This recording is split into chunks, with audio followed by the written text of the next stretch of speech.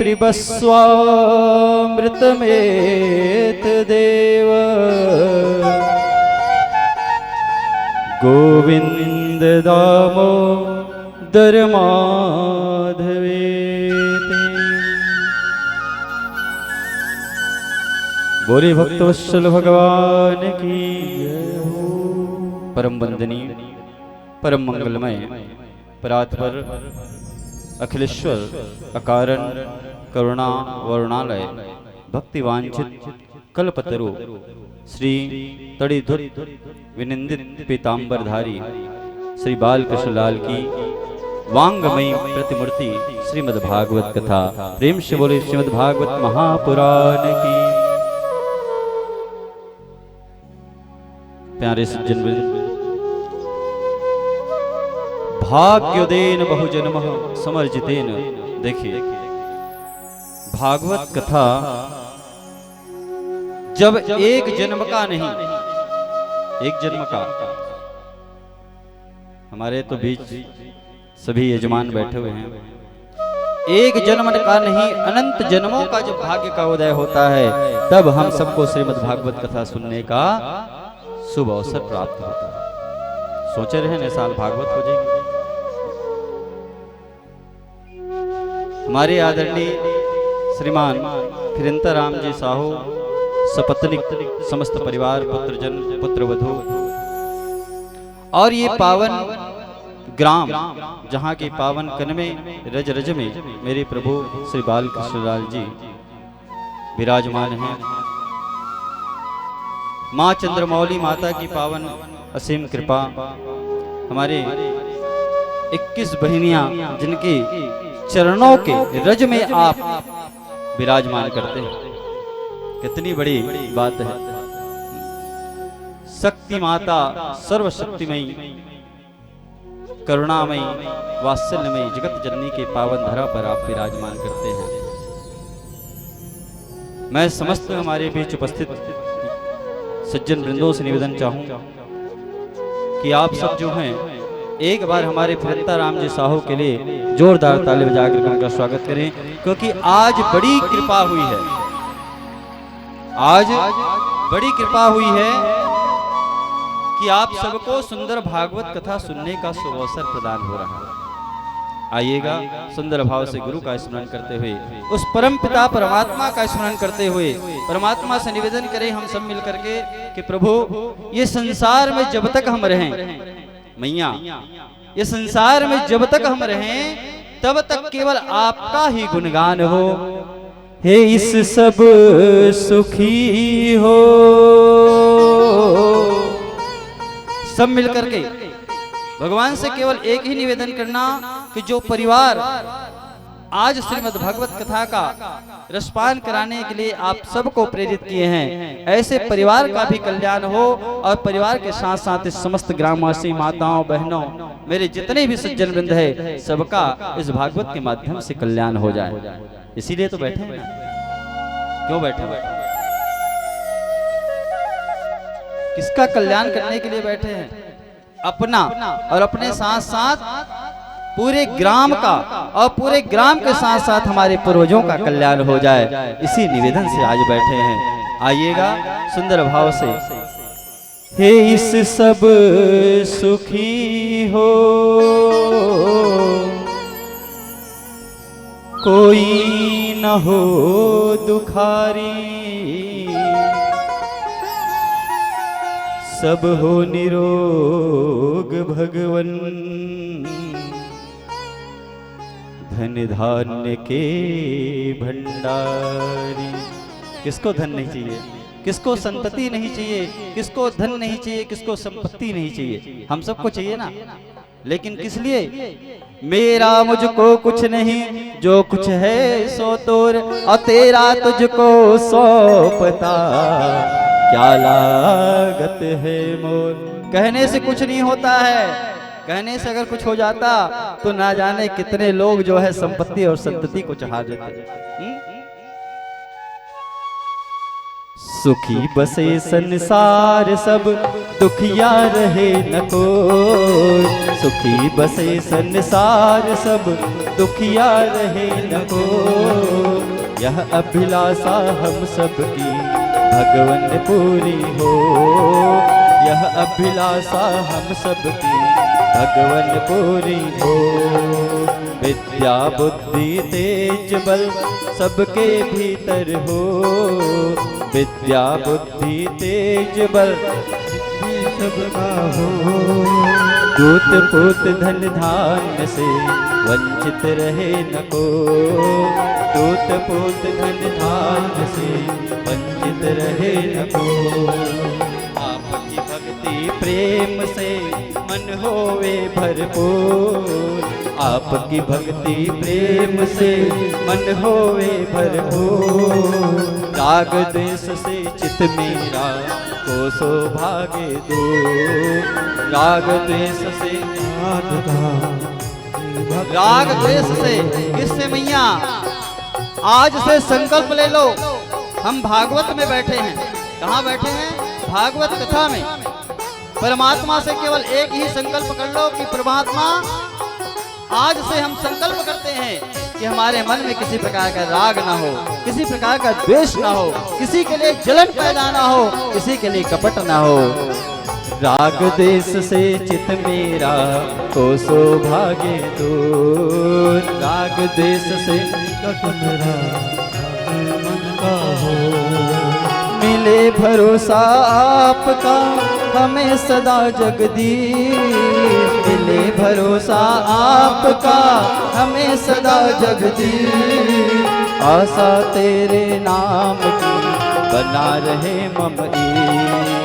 आशा तेरे नाम का बना रहे ममई। और किससे बचना है? किससे बचना है मैया?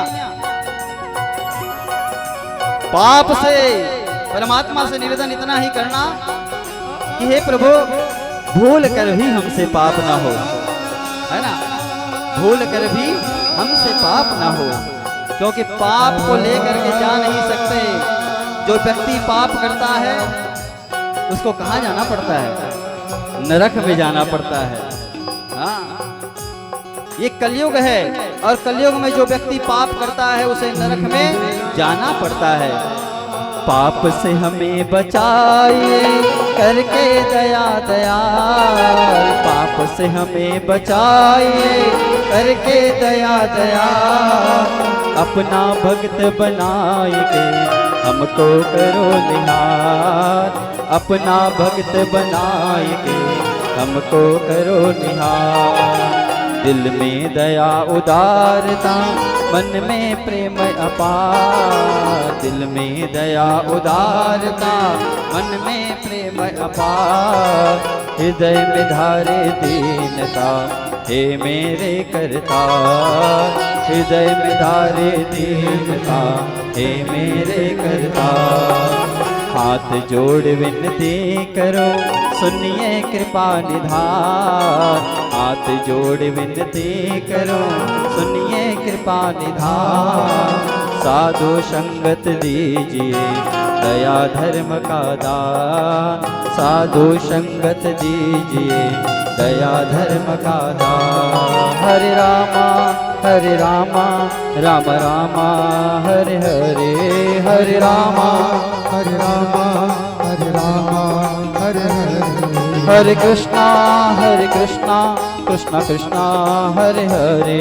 हरे कृष्णा हरे कृष्णा हरे हरे। हरे रामा राम रामा हरे हरे। हरे रामा राम रामा हरे हरे।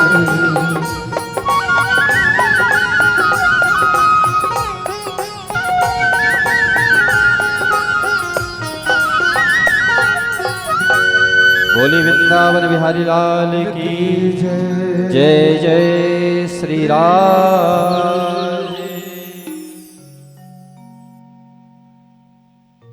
तो एक जन्म का नहीं मैया, अनेक जन्म का जब भाग्य का उदय होता है, अनेक जन्म के फल का जब भाग्य का उदय होता है, तब हम सबको भागवत कथा सुनने का शुभ अवसर प्रदान होता है। भागवत कथा सुनिए मतलब तो मैं बड़ा देखे हूँ। मैया मन के लिए तो विशेष। हाँ, इतना जोरदार बना है कलयुग में कि मैया मन मस्त सुंदर साड़ी सज धज करके आती हैं और आ करके ऐसे कोने में बैठ जाती हैं, सिर ढका रहता है, ना जाने कब नींद पड़ जाए, पता चल रहा है भगवत कथा ही सुन रहे हैं। तो ऐसा नहीं करना है, यहाँ ऐसे नहीं करना है, यहाँ आकर के भगवत कथा श्रवण करना है। प्रेम से बोले वृंदावन बिहारी लाल की जय। भागवत कथा में काबर के सबसे ज्यादा व्यवधान निद्रा देवी डालते, सबसे ज्यादा व्यवधान कौन डालते? निद्रा देवी। कथम बैठ गए स्ना तो नींद जल्दी आते, सुस्ती जल्दी आते न? आ गया है भाग्योदेन बहुजन्म समर्जितेन सत्संगम च लभते पुरुषो यदा वै अज्ञान हेतु कृतमोह मदान्धकारनाशं विधाय हि तदो दयते विवेकः।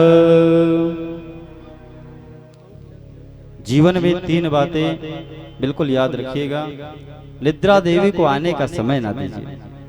और इसीलिए तो भागवत में सबसे पहले कहा गया है सच्चिदानंद रूपाय, कहा है ना, विश्वोत्पत्त्यादि हेतवे तापत्राय विनाशाय श्री कृष्णाय वयं नमः। सच्चिदानंद रूपाय, सच्चिदानंद कौन?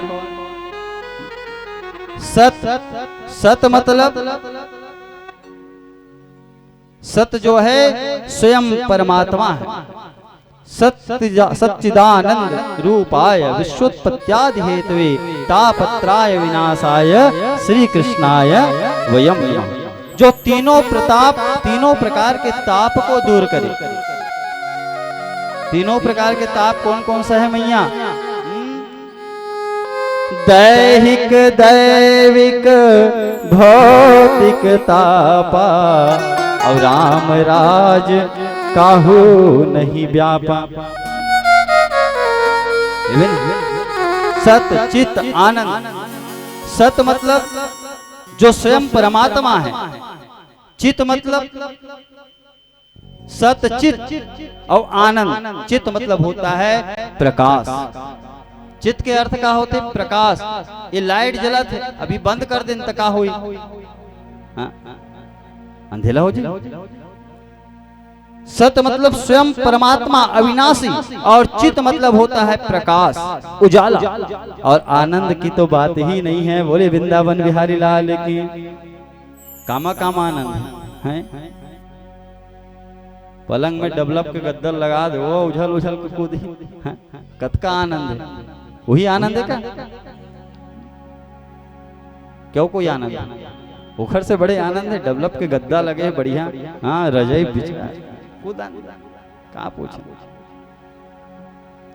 तो ये आनंद नहीं है। आनंद कौन है? तो आनंद स्वयं परमात्मा है। इसलिए से कहा गया सच्चिदानंद, सच्चिदानंद रूपाय विश्वोत्पत्त्यादि हेतवे।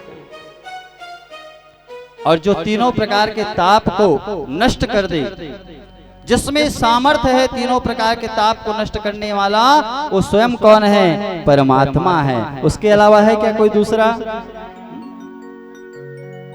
उसके अलावा कोई दूसरा नहीं। इसलिए तो कहा गया दैहिक दैविक भौतिक तापा और राम राज काहू नहीं व्यापा। अगर संसार में जो ताप को दूर कर दे, उसी को स्मरण करने से हमारा संसार का जो तप है, जो पाप है, वो क्षण भंगुर ही नष्ट हो जाता है। बोले वृंदावन बिहारी लाल। एको जन व्यक्ति बता दे मोला अतका करेंगे। एक भी व्यक्ति होगा जो अपने मन में परमात्मा को भज ले, तो दुख आई तब कौन ले याद करता? भगवान ला। दुख में कौन ले याद करता? भगवान ला। और सुख आई तत्कावर कथो तेरा तुझको सौंपता क्या लागत है मोर, अब मेरा मुझको कुछ नहीं जो कुछ है तो। क्यों कहते हैं हम, कहने से हो जाएगा? दुख आएगा तो परमात्मा आपने दुख दिया है, आप ही बचाओ, और सुख आएगा तब मोर कर्म के सुख। धन ल कमा लेवे तो का कथा, मैं मेहनत करूं बड़ विकट मेहनत करूंगा पसीना फल कथन ना। आओ मेहनत नहीं करें दुख मिल गए तब भगवान की कृपा है, भगवान की कृपा है जो दुख देता है। अरे परमात्मा तो ना आपको दुख देता है ना परमात्मा आपको सुख देता है। कर्म प्रधान विश्व रुचि राखा, और जो जस करही सोई फल चाखा। है ना, जैसे कर्म करोगे प्यारे वैसे ही फल मिलेगा, और वही फल का आधार है। मैं यहाँ पर टाइम पास करने के लिए नहीं बैठा हूं, मैं चाहूं तो आपको 17 घंटे केवल दृष्टांत देकर निकाल दूं, लेकिन माताओं समय को भी ध्यान में रखना है, और समय को ध्यान में रखते हुए श्रीमद् भगवत कथा में प्रवेश करेंगे। संसार में ऐसा कोई व्यक्ति नहीं जो दुखी नहीं हो। एको जन तो बता दो, अतका जन बैठे होते छाती ठोक के कि मैं आज सुखी हूं, है वो मैया? कोई है? कोई तन दुखी कोई मन दुखी, किसी का तन में दुख है, शरीर में दुख है, महाराज का रात नहीं आएगा। कुछ दुख हो इस डॉक्टर का जाहि, डॉक्टर के निमाही तो महाराज के जाहि, देख तो महाराज मोर शनि गिरह लगे का। भगवान तो ही कारण के है, वारे पर बुधिया मानो, वारे पर बुधिया मानो, कौन साचा मां ढल गए सरे, 4 पहर नहीं बीते पाइस बातें कहत बदल गए सरे। देखो भावार्थ समझने का है, इसलिए किसी कवि ने कहा है कि कसरे पर बुधिया मानो, कौन साचा मां ढल गिसरे, 4 पहर नहीं बीते पाइस बातें कहत बदल गिसरे। बिहनिया देखियो तोला चिक्कन चांदन, बिहनिया देखियो तोला चिक्कन चांदन, दोपहर के बेरा में तो तन मन हम लागे, और तोरे न्योता पाके बेटा 7:30 सनी झपागे, 7:30 सनी झपागे, 7:30 हाथे नहीं। भगवान जब भेजते तो कतेक छोटे रहते। जब माँ के गर्भ से बालक जन्म लेता है तो क्या जानता है बताओ? कुछ जानते हैं कि ये माँ है, मेरा ये पिता है, मेरी धन है, ये मेरे भाई है, मेरी पत्नी, कोई जानता है? कतका सुंदर रहते, स्वच्छ रहते, ना तोर जाने ना मोर जाने, कसरे पर बुधिया मानव कौन साचा में ढल गए। भगवान कहते हैं कि बेटा जाओ, माँ के गर्भ में जब बालक रहता है तो परमात्मा को कहता है कि प्रभु मेरे को इस गर्भ से, गर्भ जैसे नरक से बाहर निकालो, मैं आपका नाम लूंगा। कथे नहीं सुने हैं? भगवान के नाम लेते, और जैसे बाहर आते तब कहाँ राम कहाँ नाम। फिर भी बालक जो है जब छोटा रहता है तो भूल जाता है, मतलब उसको कुछ पता नहीं रहता कि कौन मेरी माता है, कौन मेरे पिता है, कौन सा धन है, कौन सा। और जैसे ही 2 साल के हुए तहाल स्कूल जा बेटा, पढ़े चालू हो गए नहीं। 16 साल के हुए तहाल फिर कमाए चालू, कमाल लागी पढ़ने रिश्ता। 21 साल हुए तहाल बिहाव कर दे, हाई कमाल लान दे हैं। तक शनि नहीं आई तोर ऊपर, शनि ला तो तू ही आमंत्रित करत हो ना, शनि को तो आप ही मंगा रहे हैं, शनि को आप ही आमंत्रित कर रहे हैं, तो आपके शरीर में शनि आएगा ही। कोई तन दुखी कोई मन दुखी, कोई धन बिन रहत उदास, और थोड़े थोड़े सब दुखी, और सुखी सुखी राम के दास। जो परमात्मा को भजता है वही सुखी है, संसार में कोई दूसरा सुखी नहीं है। है क्या? नहीं है। तुम मनहावो सुखी काबर नहीं हो। कबीरा सब जग निर्धना, और धनवंता नहीं कोई। कबीर साहब ने बड़ा सुंदर लिखा है, कहा है कबीरा सब जग निर्धना, धनवंता नहीं कोई, जाको राम नाम जिसके धन हो, जिसके पास राम नाम का धन है, उसको न दुख है न सुख है, केवल वो संसार में ऐसे ही सुखी है। बोले वृंदावन बिहारी लाल की। ऐसे परम वंदनीय जो सुखदेव जी महाराज 16 वर्ष की आयु में माँ के गर्भ में रहा, 12 वर्ष की आयु में माँ के गर्भ में रहा, ऐसे सुखदेव को परम वंदनीय प्रणाम करते हुए आइएगा, भगवत नाम लेते हुए सुंदर भगवत कथा में प्रवेश करें। बोले वृंदावन बिहारी लाल की। क्या लेकर तू आया रे,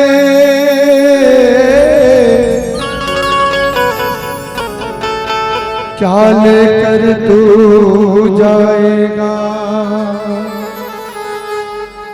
अरे मुट्ठी बांध के आया रे पगल, हाथ पसार जाए।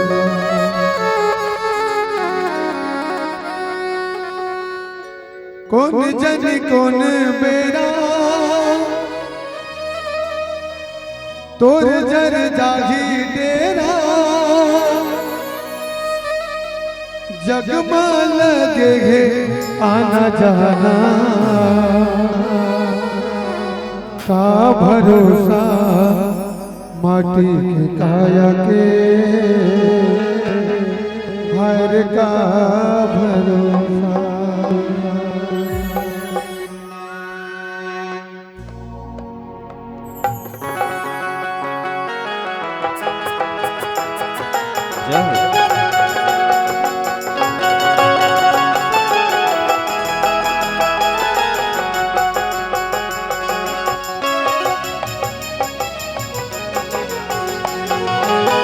कौन जन कौन मेरा, कौन जन जाही तेरा, कौन जन कौन मेरा, कौन जन जाही तेरा, जगमा लगे आना जाना, का भरोसा माटी काया के, हर का भरोसा, का भरोसा माटी काया के, हर का भरोसा।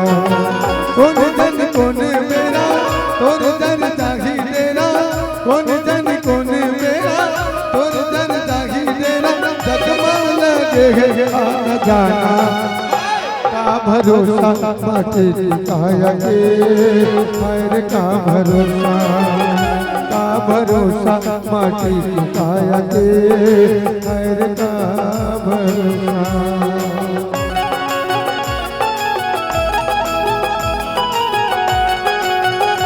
जय जय श्री राधे, हरि बोल।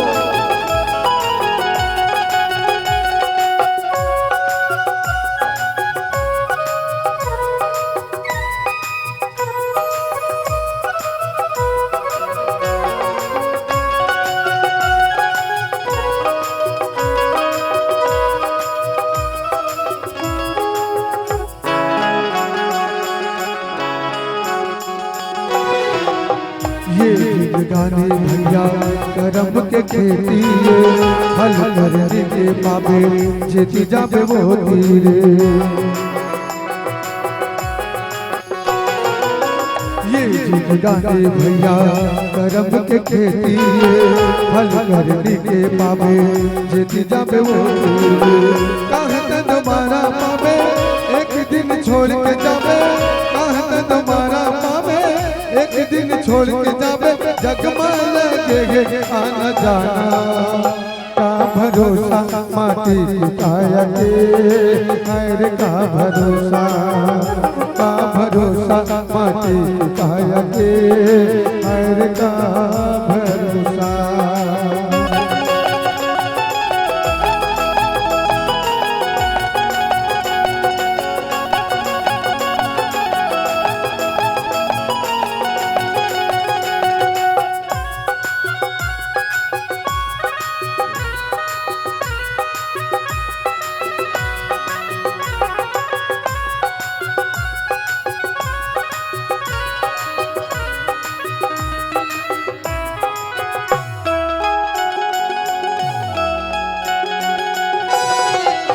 राम भजन कर ले कर जाहि चोला रे, सब कुछ छूट जाहि जाना अकेला रे। राम भजन कर ले कर जाहि चोला रे, सब कुछ छूट जाहि जाना अकेला रे।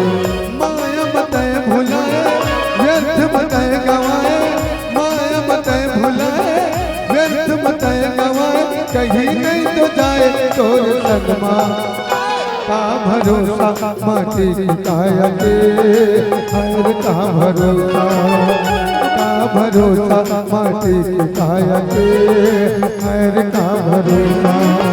कौन जन कौन मेरा, कौन जन जाही मेरा, कौन जन कौन मेरा, कौन जन जाही मेरा, जगमा लगे आना जाना का भरोसा माटी की काया के, हर का भरोसा का भरोसा माटी की काया के, हर का भरोसा का भरोसा माटी की काया के, हर का भरोसा का भरोसा माटी की काया के, हर का भरोसा का भरोसा माटी की काया के, हर का भरोसा। प्रेम जोलिए भागवत भगवान की जय। बोली बांके बिहारी लाल की जय। जय श्री राधे, जय जय श्री राधे। सुस्तिला भगा दे, ऐसे है ना, है भी।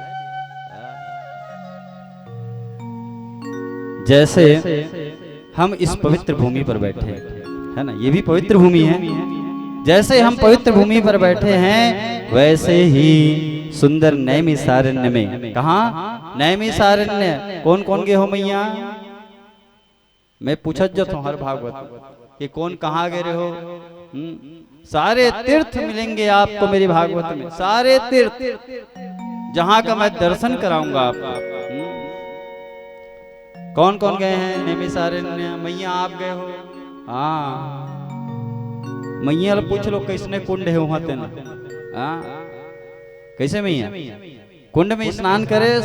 हाँ, कितने भी आप पाप कर्म कर लो, अगर उस कुंड में स्नान कर लिए तो पाप तक्षण ही विनष्ट हो जाते हैं, ऐसा बताया गया। सब जन जाओ मोर से। हाँ, नैमिषारण्य की भूमि में, कहाँ है नैमिषारण्य? लखनऊ से सीतापुर रोड होते हुए नैमिषारण्य की पावन भूमि, जहां पर 88,000 ऋषि मुनि विराजमान हैं। 88,000 ऋषियों का संत समागम हुआ, और जब संत समागम हुआ तो उसी समय सूत जी महाराज का आगमन हुआ। बोली सूत जी महाराज की। जैसे ही सूत जी को देखा 88,000 ऋषियों ने, सभी आपस में चर्चा कर रहे थे कि ये कलयुग है, और कलयुग में मानव का जीवन जो है क्या है, अधर्म हो गया है। कलयुग ने मानव की प्रवृत्ति को अधर्म की ओर ले गया है, तो कल्याण कैसे हो, इसी के लिए बैठे थे ना। संसार में मानव का कल्याण कैसे हो, बताओ। 88,000 ऋषि मुनि विराज विचार कर रहे हैं कि हमारी इस पावन भूमि में, भारत भूमि में मानव का कल्याण कैसे हो, किस कारण से, ऐसा कौन सा कर्म करें जिसके मानव का कल्याण हो जाए। एको दिन सोचे हो तुम ना, हमारा कल्याण कैसे हो। 88,000 ऋषि मुनि जब विचार कर रहे थे, उसी समय सूत जी महाराज जो है, कौन थे? महर्षि वेद व्यास जी के परम प्रिय शिष्य थे वो सूत जी महाराज, वेद व्यास जी के परम प्रिय शिष्य। सूत जी महाराज का आगमन हुआ, सारे संत खड़े हो गए। सारे संत खड़े होकर कहने लगे, आइए महाराज जी, पधारिए पधारिए, बड़ी कृपा की आपने, कितनी बढ़िया, कितनी बड़ी कृपा की कि आप जैसे संत का आगमन हो गया। देखो, सूत जी महाराज तो सभी ऋषियों में छोटे थे, उम्र में भी छोटे थे, कद में भी छोटे थे, वक्ष स्थल था बढ़िया, लंबा चौड़ा, छोटे थे। लेकिन छोटे के सामने बड़ों को झुकना चाहिए क्या?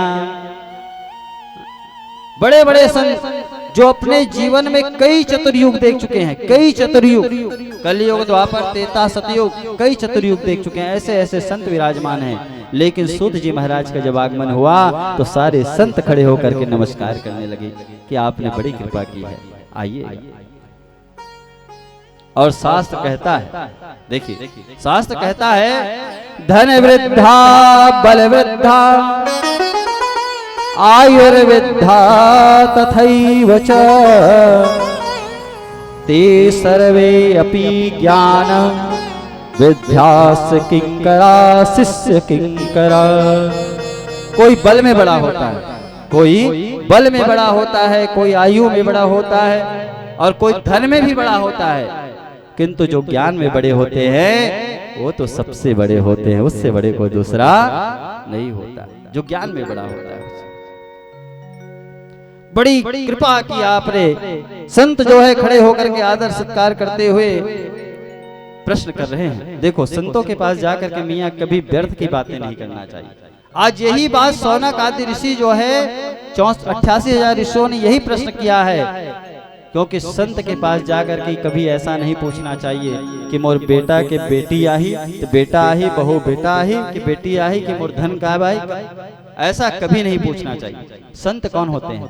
संत हृदय नव नीत समाना।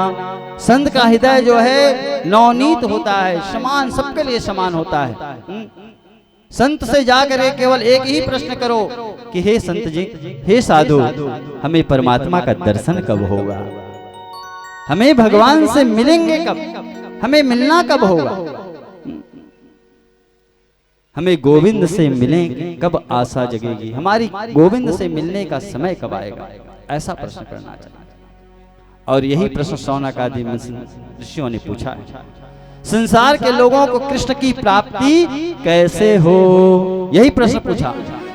संत जी है 88,000 ऋषियों ने केवल सूत जी महाराज से एक ही प्रश्न किया कि हे सूत जी महाराज, केवल निवेदन है आपसे कि संसार के जितने भी लोग हैं उसे कृष्ण की प्राप्ति कैसे, ऐसा साधन बताओ कि गोविंद मिलेंगे कैसे?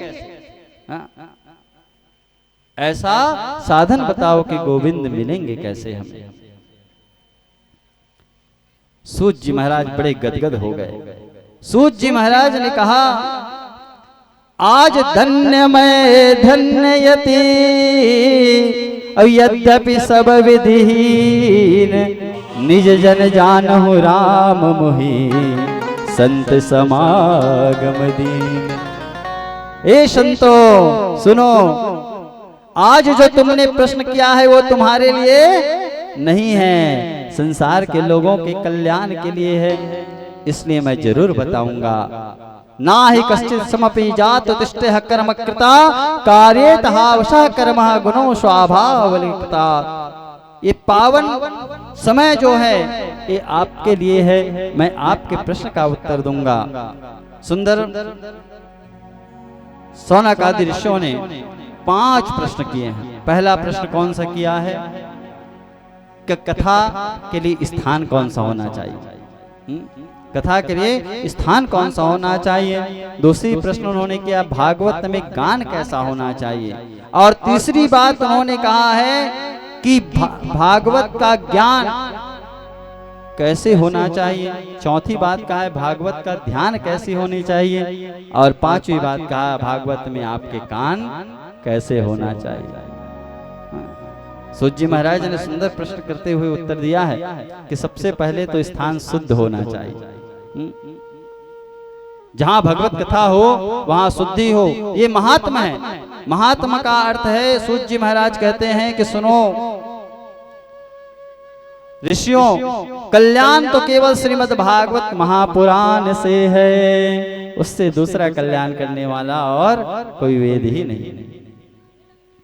एक बार की बात है, देवर्षि नारद जी जो है बड़े तीव्र गति में जा रहे थे, बड़े तीव्र गति में दौड़ते दौड़ते जा रहे थे, और जाते जाते जाते जाते वह पहुंच गए बद्रीनाथ धाम, बद्रिका आश्रम पहुंच गए। बद्रिका आश्रम जैसे ही पहुंचे 4 भाई मिल गए वहां पर। सूत जी महाराज बता रहे हैं कौन? सनक, सनंदन, सनातन और कौन?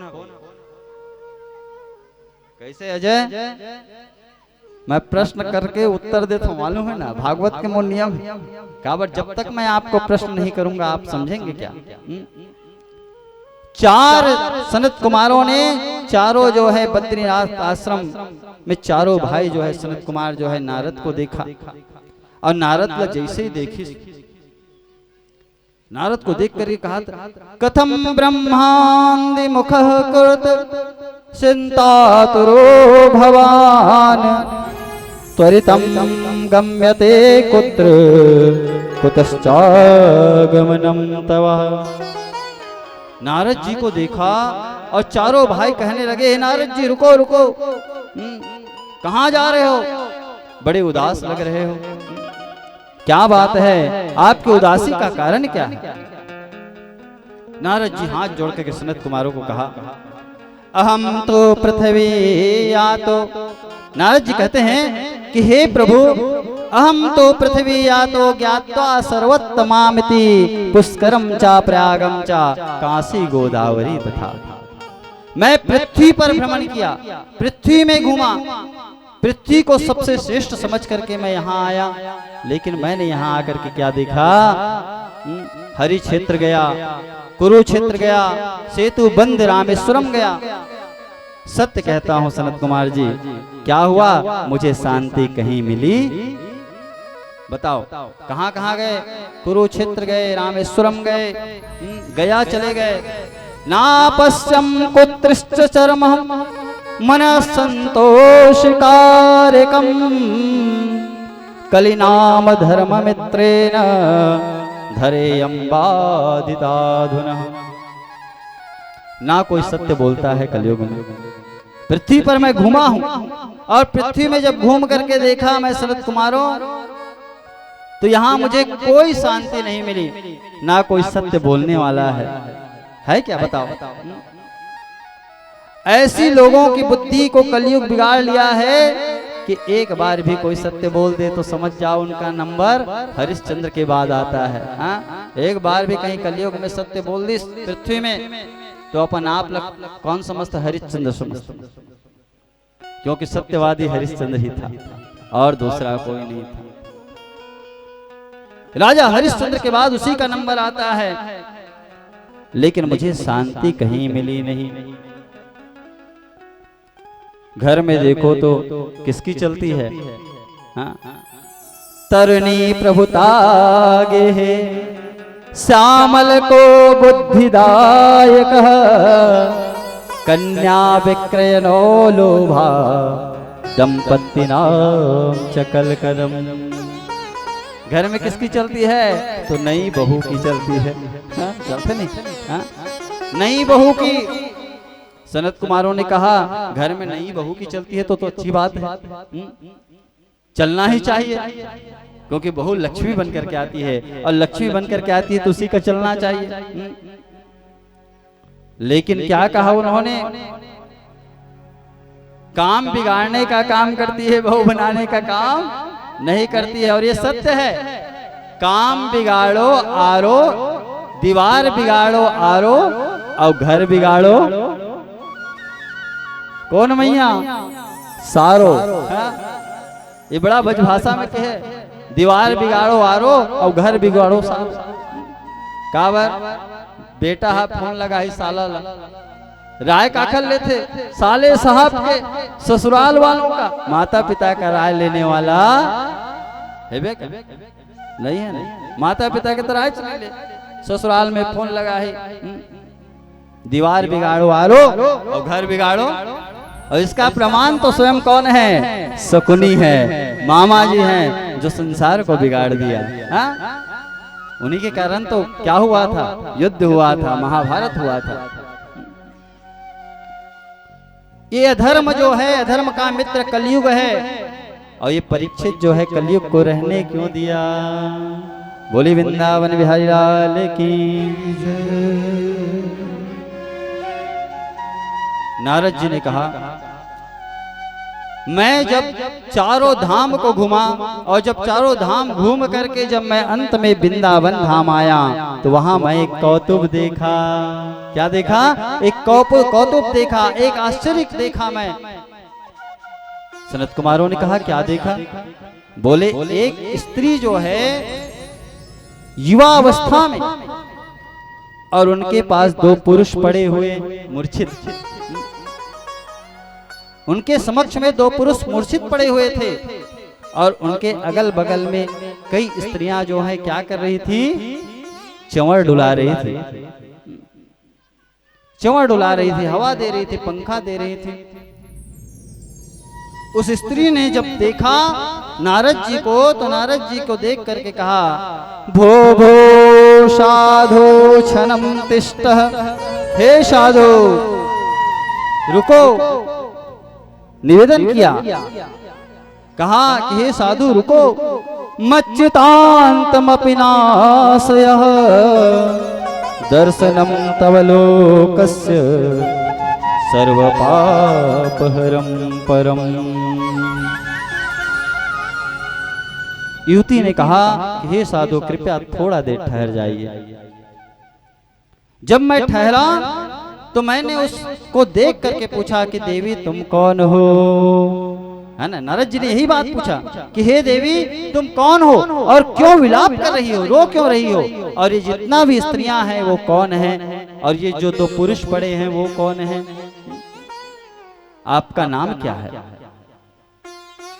उस स्त्री ने कहा, अहम भक्ति रति ख्याता इमो में तनयो मतो ज्ञान वैराग्य नामानो काल योगे नजर जरो। बता कितना बात। हे नारद जी, हे साधु, मेरा नाम क्या है? भक्ति है। बोले भक्ति मैया की। यही बात बताया ना। देखो कथा वही है मैया, कथा कोई दूसरा नहीं है। ज्ञान वैराग्य और भक्ति की कथा है।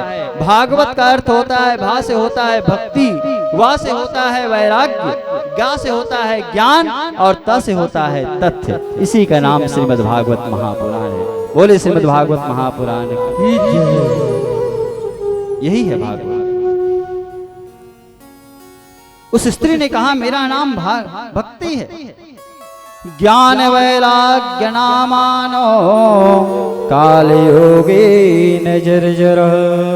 ये दोनों मेरे पुत्र हैं। एक का नाम है ज्ञान और दूसरा का नाम है वैराग्य। जर्जर। जब मैं यहाँ आई, जितने भी देवियां हैं, जितने भी मुझे पंखा झर रही वो कौन है? गंगा यमुना, ये सब जो हैं मुझे स्त्री जो हैं पंखा झर रही है, सांत्वना दिला रही।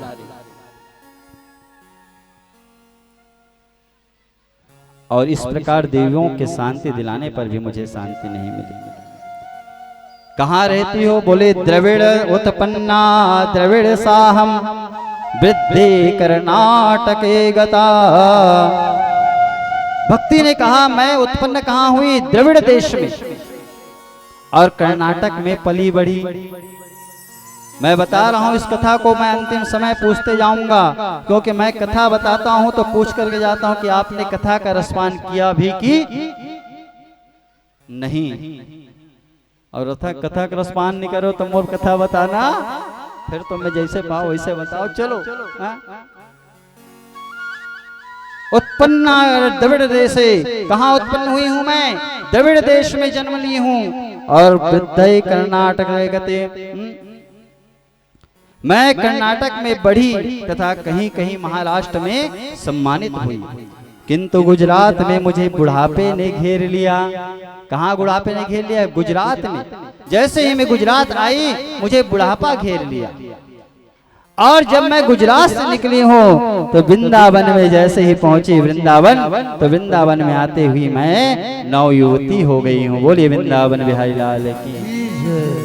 मैं वृंदावन जैसे धाम पहुंची, यमुना के समक्ष मैं युवती हो गई और मेरे जो पुत्र हैं ज्ञान और वैराग्य जो है बूढ़े हो गए हैं। सोचो, एक माँ होना तो ये था कि माँ को बूढ़ी होना था और पुत्र को युवा ही रहना था, लेकिन क्या हो गया? माँ युवती हो गई और पुत्र बूढ़े हो गए, अचेत अवस्था में हो गए। क्योंकि भक्ति कहाँ विराजमान होती है? भक्ति सदैव जो है हृदय में निवास करती है। इसलिए वृंदावन जैसे ही पहुंची, वृंदावन आने से वह युवा हो गई, जवान हो गई। हे साधु, कृपा करके मेरी इस दो पुत्र को जो अचेत अवस्था में हैं उसे चेत अवस्था में करिए, युवा कर दीजिए और मुझे अपनी युवावस्था प्रदान करिए। नारद जी ने कहा, सुनो देवी, मैं तुम्हारे मन की गति को, मैं तुम्हारे मन के दुख को समझता हूँ, इसलिए मैं उपाय करता हूँ। सनत कुमारों को कहा कि सनत कुमार, मैंने उसी क्षण उपाय किया, वेद का पाठ किया, वेदांत का पाठ किया, लेकिन कहीं भी उसका फल नहीं मिला। बताओ, कहीं भी मुझे फल नहीं मिला। वेद पाठ किया, तप किया, यज्ञ किया, उनके निमित्त जाप भी किया, लेकिन मुझे कहीं भी शांति नहीं मिली। तभी उसी समय आकाशवाणी हुई, क्या? कि तुम सत्कर्म करो। हे नारद जी, तुम सत्कर्म करो, और सत्कर्म करने से ज्ञान और वैराग्य का बुढ़ापा दूर हो जाएगा, अचेत से चेत हो जाएगा। सत्कर्म सूचको नूनम ज्ञान यज्ञ स्मृतो बुधई श्रीमद् भागवतालाप सातोकीत सुखादिभी। हे सनत कुमार जी, बस निवेदन है कि ज्ञान और वैराग्य के बुढ़ापे को दूर करने का और भक्ति देवी के कष्ट का निवृत्त करने का ऐसा कोई साधन बताइए, ऐसा कोई उपाय बताइए। सनत कुमार बोले, देखो नारद जी, आपने तो वेद का पाठ किया, वेदांत का पाठ किया, वेद वेदांत के पाठ से यदि कोई असर नहीं हुआ तो केवल किससे असर होगा? केवल भागवत से ही असर होगा। श्रीमद् भागवत से ही ज्ञान वैराग्य का बुढ़ापा दूर हो जाएगा। सनत कुमार से प्रश्न किए, नारद जी ने कहा, भागवत से कैसे? देखो, वेद कौन है? वृक्ष है और उसका फल है, भागवत उसका फल है। वेद रूपी कल्प वृक्ष का अमृतमय फल ही तो श्रीमद् भागवत है। तो कहाँ करें? ये भी पूछा ना, भागवत कहाँ होनी चाहिए? पहला प्रश्न किया है शौनक आदि ऋषियों ने। तो भागवत कथा सुंदर शुद्ध स्थान पर होना चाहिए, ऐसा नहीं कि गंगा के तट पर ही हो। आज सुंदर नारद जी ने पूछा, कथा हम कहाँ करें? सनत कुमारों ने उनसे कहा, हरिद्वार में करो। कहाँ करो? हरिद्वार में। हरिद्वार के खलखल में जहाँ गंगा जो है कलकल कलकल करती बह रही है, उसी खलखल में श्रीमद् भागवत कथा का आनंदवन, आनंद तट पर स्थापना करो और श्रीमद् भागवत कथा का श्रवण करो। तब भक्ति की और ज्ञान वैराग्य का कष्ट जो है दूर होगा। अब देखो, सुंदर नारद जी व्यास मंच लगाए, जैसे आप सब ने आज मंच लगाए, वैसे ही नारद जी जो है व्यास मंच लगाया और व्यास मंच लगा करके 3 आसन बिछाए। 3 आसन किसके लिए? एक भक्ति माता के लिए, दूसरा ज्ञान के लिए और तीसरा वैराग्य के लिए। बोलिए भागवत महापुराण की जय। ज्ञान वैराग्य और भक्ति के लिए 3 आसन लगाए। अब जैसे ही सनत कुमारों को व्यासपीठ पर बैठाया, अब नारद जी तो अकेला बेचारा, अर्धांगिनी कहाँ लाए? नारद जी तो अकेले थे, अर्धांगिनी कहाँ से लाए? अभी तो आप लोग सपत्नीक बैठे। कल से जिस प्रकार आप बैठे हैं वैसे नहीं बैठना। आप हर यज्ञ में वामंग में पत्नियां बैठती हैं, ठीक है, लेकिन भगवत कथा में कभी भी वामंग में स्त्रियां नहीं बैठती। पुरुष इस पर बैठेंगे और माताएं आप इस पर बैठेंगे, ठीक है। कल से यही करेंगे, क्योंकि ज्ञान यज्ञ है ये। नारद जी अकेले संत हैं, विरक्त संत हैं, वो अकेले बैठे। पत्नी हर यज्ञ में अधिकारी है वामंग में बैठने के लिए, क्योंकि कहा गया, ब्राह्मण कहते भी हैं, वामंगयामे तदा तदीयम जगाद कन्या च प्रथमम कुमारी। कौन कौन सुने? 7 वचन अतकजन में कम से कम 1 2 3 4 जन तो विशेष हैं। ब्याह हो तो 7 वचन सुने नहीं महाराज हैं? कैसे दे? हाँ, केठन वचन निभात तोर कहानी पूर गे मोर कहानी हो गई से हैं केठन निभात हो। आज सुंदर वन में 3 आसन लगाए, सनत कुमारों को बैठा दिया गया। जैसे ही सनत कुमारों को बैठाया, सनत कुमार जी कथा सुना रहे हैं। भक्ति अपने पुत्रों के साथ आकर के विराजमान हो गई। बोली भक्ति मैया की जय। भक्ति किसी को दिखाई नहीं दे रही है, ज्ञान किसी को दिखाई नहीं दे रहा है, वैराग्य किसी को दिखाई नहीं दे रहा है। 3 आसन लगा हुआ है। नारद जी बन गए हैं संत और सुंदर कथा सुन रहे हैं और कथा सुना रहे हैं। कौन? सनत कुमार। ए मानव पाप कृतस्तु सर्वदा सदा दुराचार रता विमार्गगा कोधाग्निदग्धा कुटिलस्य कामिना सप्ताह यज्ञेन कुलो पुनन्ति ते। नारद जी ने कहा, एक प्रश्न है मुझे सनत कुमार जी, एक प्रश्न करना चाहता हूं। यदि कोई व्यक्ति भागवत श्रवण कर मुक्ति पाता है तो कोई आश्चर्य की बात है बेका? भागवत सुन के मुक्ति पाए में कोई आश्चर्य की बात नहीं है, मुक्ति मिल जाएगी। यदि कोई भक्त, कोई ज्ञानी पुरुष भागवत श्रवण करके मोक्ष प्राप्त करता है तो भी आश्चर्य नहीं है। परंतु क्या किसी पापी व्यक्ति को भागवत सुनने से मुक्ति मिल जाती है क्या?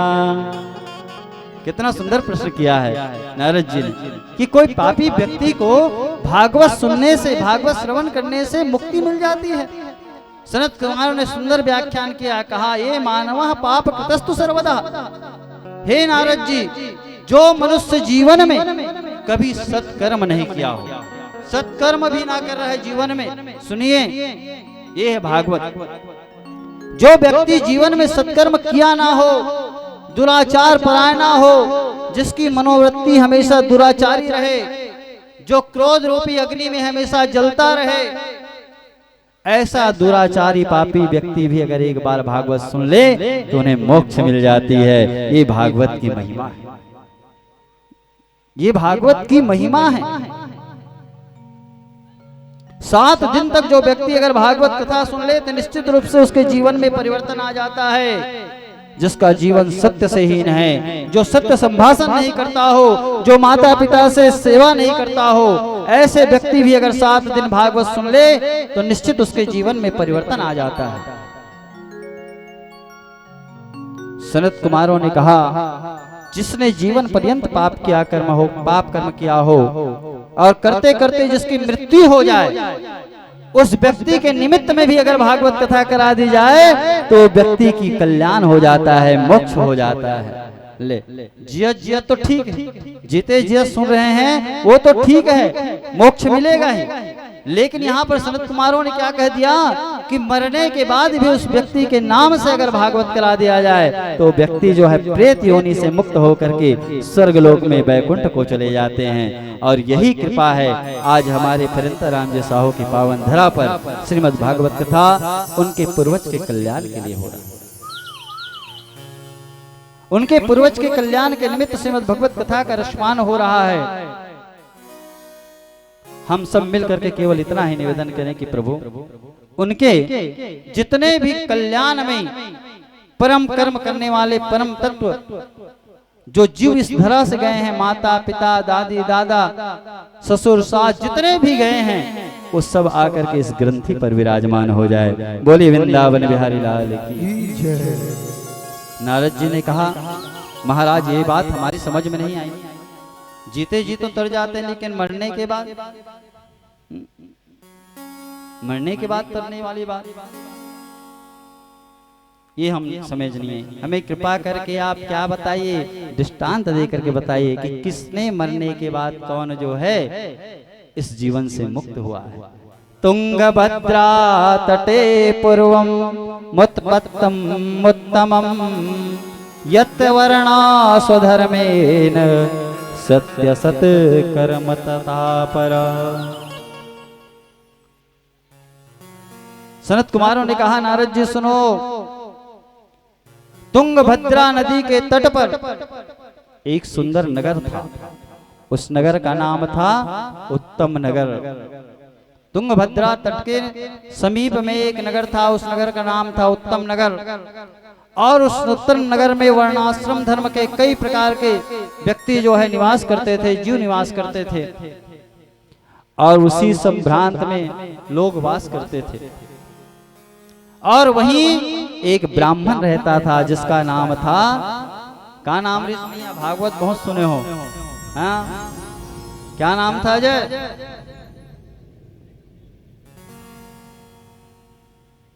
उतर जाओ। तुंगभद्रा नदी के तट पर उत्तम नगर, जहां पर एक ब्राह्मण निवास करते थे, उस ब्राह्मण का नाम था आत्मदेव। देखो, आत्मदेव, आत्मदेव का सीधा अर्थ है जो आत्मा परमात्मा से मिल जाए, ऐसे वो जो है ब्राह्मण था। उसकी पत्नी की नाम थी धुंधली। यथा नाम तथा गुण, जैसे नाम वैसने गुण। धुंधली। पंडित जी तो बड़े स्वभावशील सुशील थे, लेकिन पत्नी ऐसी थी कि जैसे विपरीत। पंडित जी के विचार तो बड़े अच्छे थे, लेकिन पंडिताइन का विचार बड़े अधर्मी थे। हाँ। कोई कोई घर जाके चारी चुगली करिया रहा, माता मन होते। देख भाई, मैं तुम्हारा नहीं कहा था, बता। कई कई नारियों में वो गुण आती ही हैं जो अपने ऊपर तो कृपा करती ही हैं, लेकिन बगल के पड़ोसी वाला घर में जाकर डबल कृपा कर देते। और भगवान को क्या पसंद है? निर्मल मन जन सो मोहि पावा, अमोहि कपट छल छिद्र न भावा। परमात्मा को तो निर्मल मन होना चाहिए। इसलिए तो भगवान कृष्ण ने किसके घर गया?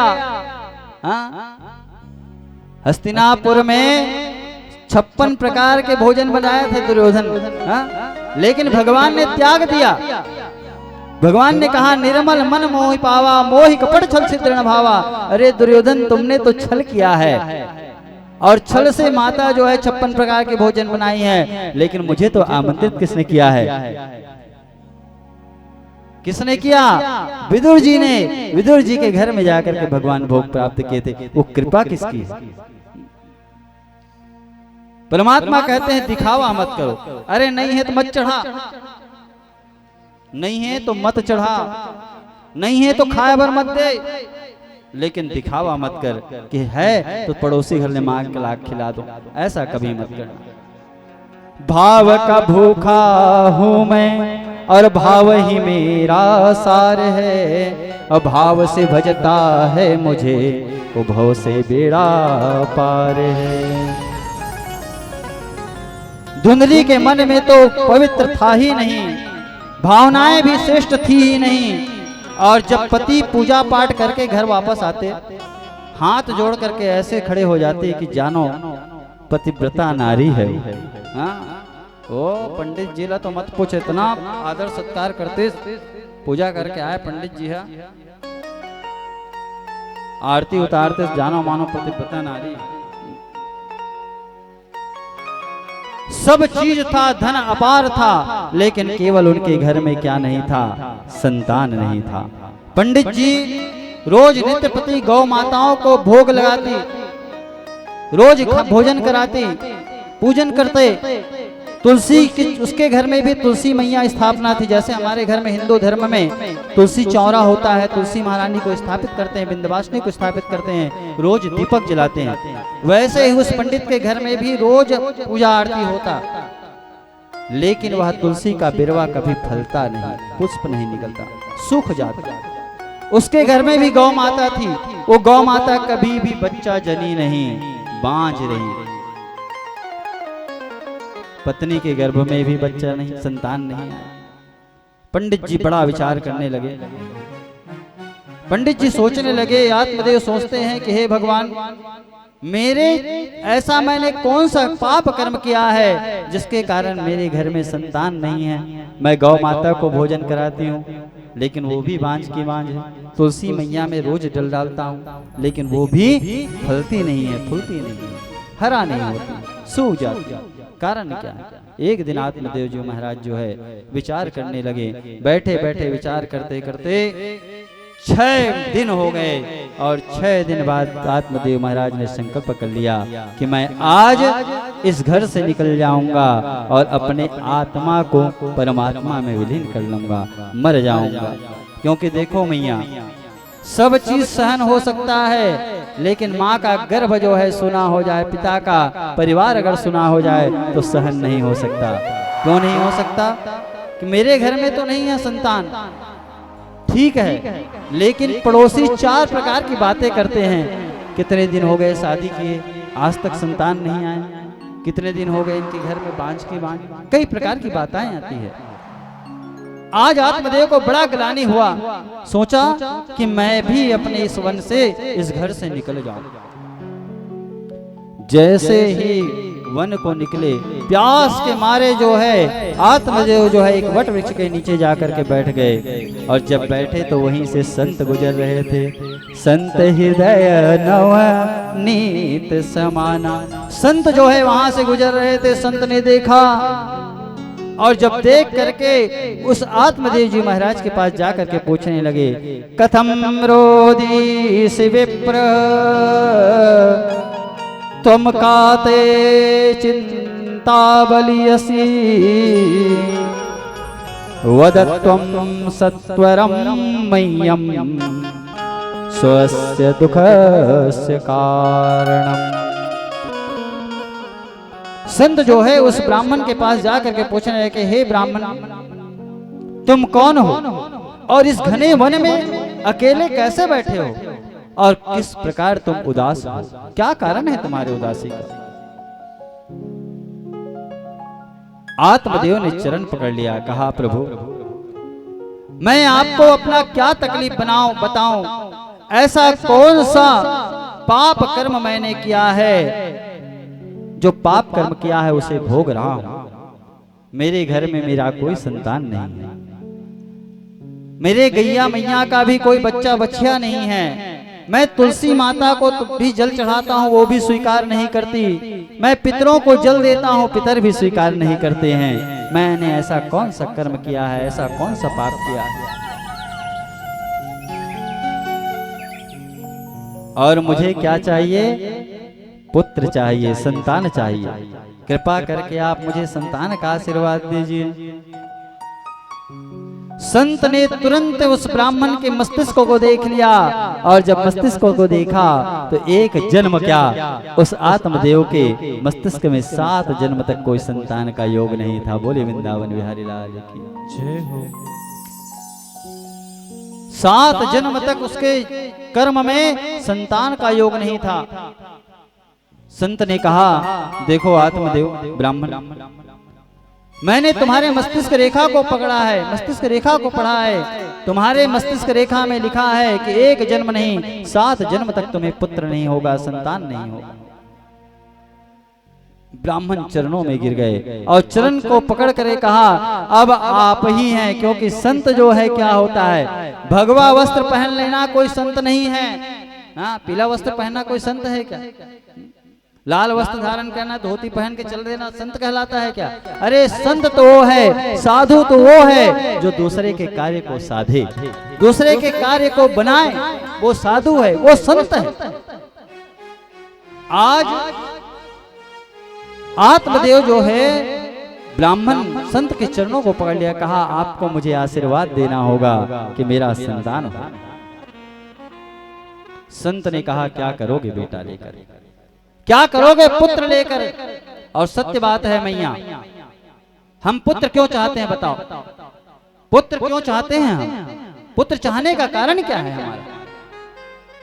कि हम जिस दिन बूढ़ा हो जाए हमें पाले, हमें पोसे, और जब हम इस संसार से चले जाएं, जब इस संसार से हम जाएं तो क्या वो हमें अपने कंधे पर ले जाए? इसीलिए पुत्र चाहते हैं हमें मुखाग्नि करें, हमारा दाह संस्कार क्रिया करे, हमारे मुख में घी डाले। और मैं कहता हूं पुत्र अगर सुपुत्र हो गया, पुत्र लायक हो गया, तो वह पुत्र आपको कंधे पर नहीं ले जाएगा, आपका दाह संस्कार नहीं करेगा, फिर भी आप तर जाओगे। और पुत्र कहीं कुपुत्र हो जाएगा तो आप समझ लेना कि आपको कंधे पर तो क्या, आपके मुख में अगर 100 लोटा भी घी डाल दे तो आप तरने वाला तर जाओगे। कोई एक है जो बात बता दो कि जो लायक पुत्र है वो तो तार देगा, लेकिन जो नालायक है वो पुत्र क्या तार सकता है? क्या बताओ? संत ने यही बात कहा कि आत्मदेव तुम्हें पुत्र क्यों चाहिए? और मैं तो कहता हूं पुत्र जितनी आवश्यक है उससे कहीं अधिक आवश्यक तो पुत्री है। बोले वृंदावन बिहारी लाल की। क्योंकि पुत्र जो है एक ही कुल को तारता है, पुत्र केवल एक ही कुल को तारता है। 2-2 कुलों की लाज होती है बेटियां, ओस की बूंद सी होती है बेटियां। किसके जैसा होती है? ओस की बूंद की तरह, ओस की बूंद सी होती है बेटियां, स्पर्श खुरदुरा हो तो रोती है बेटियां। रोशन करेगा बेटा तो बस एक ही कुल को, 2-2 कुलों की लाज ढोती है बेटियां। 2-2 कुलों की लाज ढोती है बेटियां, ऐसी होती है बेटियां। पुत्र तो भाग्य से मिलता है मैया, पुत्र भाग्य से मिलता है, लेकिन पुत्री तो सौभाग्य से मिलता है। बोले वृंदावन बिहारी लाल की। हाँ, कन्या सौभाग्य से मिलती है, पुत्र तो एक ही भाग्य, केवल भाग्य लेकर के आता है। वो भी ना जाने लायक हो जाए कि नालायक हो जाए, इसकी कोई गारंटी नहीं। आत्मदेव ब्राह्मण हाथ जोड़ करके विनम्र करने लगा कि आप मुझे केवल आशीर्वाद दीजिए कि मेरा संतान हो। संत ने कहा देखो ब्राह्मण, तुम्हारे कर्म में तो संतान योग नहीं लिखा है, फिर भी मैं आपको ये फल दे रहा हूं, और ये फल जाकर के तुम अपनी पत्नी को खिला देना, जिससे तुम्हारा क्या होगा? अच्छा पुत्र, अच्छा लक्षण वाला पुत्र पैदा होगा, कर्म उसका अच्छा रहेगा। लेकिन एक शर्त है, 1 वर्ष तक वह नित्यपति साधना में रहेगी, कर्म अपना अच्छा करेगी, एक समय भोजन करके रहना होगा, सदाचरण करना होगा, दुराचरण नहीं करना होगा। संत ने जब फल दिया, ब्राह्मण अपने घर को आ गए, और जैसे ही आत्मदेव घर आए अपनी पत्नी को दे दिया, कहा पत्नी सुनो देवी धुंधली, ये फल तुम खा लेना, और खाने के बाद तुम्हें सुंदर पुत्र की प्राप्ति हो जाएगी, संतान हो जाएगा हमारे घर। धुंधली देखी इस फल लगाऊं खा लूं तो मेरे पेट में होल लाग जाए, हाँ गर्भ होल लाग जाए। अब मैं सुने हो कहीं गर्भ ठहरे के बाद ज्यादा चले नहीं जाए, मोर घर में कहीं आगे लग जाए मैं कति भाग हूं। ले धुंधली जिसका नाम है, मन तो पवित्र है ही नहीं, हाँ? जिसका मन पवित्र ही नहीं है, अपवित्र है। धुंधली सोच रही कहीं मेरे ये फल को खा लूंगी, और फल खा लूंगी तो मुझे गर्भ रहना पड़ेगा, और गर्भ रहूंगी, गर्भ में बच्चे आ जाएंगे, तो मैं अगर कहीं अग्नि कभी जल गई, मेरे घर में आग लग गई, तो मैं भाग नहीं सकती। एक बार भोजन करना है, मैं तो खाने वाली हूँ, सदा आचरण करना है, मैं तो निभा नहीं सकती। इसलिए धुंधली ने क्या किया, वो फल को नहीं खाई और बिना खाए गौ माता को फल को खिला दी। बोली वृंदावन बिहारी लाल की। धुंधली ने विचार किया, चलो ठीक है, मेरे तो संतान नहीं है, कहीं ये गौ खा ले, गैया खा ली तो इसके कोई संतान आ जाए, और मैं गर्भ नहीं रहा जा सकता, मैं ये कार्य नहीं कर सकता, मुझे दुख नहीं होना चाहिए, सुख ही होना चाहिए। देखो कृपा कितनी होती है परमात्मा का, जिसके घर में धन होता है उसके घर में जन नहीं होता, और जिसके घर में जन होता है उसके घर में धन नहीं होता। आज धुंधली की जो बहन थी, जिसके घर में 6 संतान, 7वां आने वाला है, ओखर घर संतान तो अतका है कि खाए बर धन नहीं है। और जेकर घर संतान नहीं है, धुंधली के घर, आत्मदेव ब्राह्मण के घर में धन नहीं है, धन तो है लेकिन संतान नहीं है। आज धुंधली ने विचार किया, मेरी बहन अभी गर्भवती है और मैं उसको धन दे दूंगी और धन के बदला वो मुझे क्या दे देगी, अपने संतान दे देगी।